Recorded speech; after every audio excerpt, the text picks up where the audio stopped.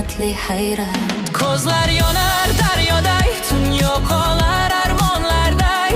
Bugun bizni kimsa ushlamas, bu kayfiyat hech tugamas. Chiroq kabi tun yonadi, shahar biz bilan uyg'onadi.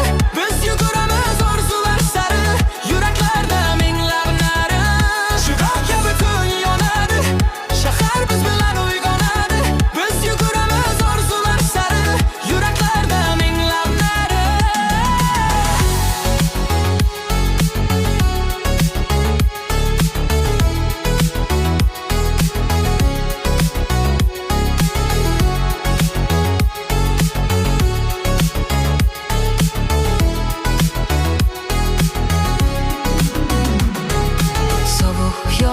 Issiq hislar, bizni eslar uzun tunlar.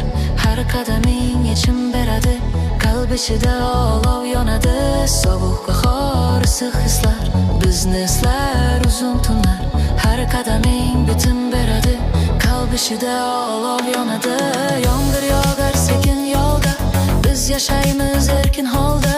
Qora osmon, sariq chiroq, tun bizniki, yurak uyg'oq. Ko'cha bo'ylab oqar shamol, bizda bugun boshqa xayol. Yomg'ir tomchi tushar sekin, butun o'tmas aslo tekin. Shamol kelar dengizlardan, sir yashirin nigohlarda.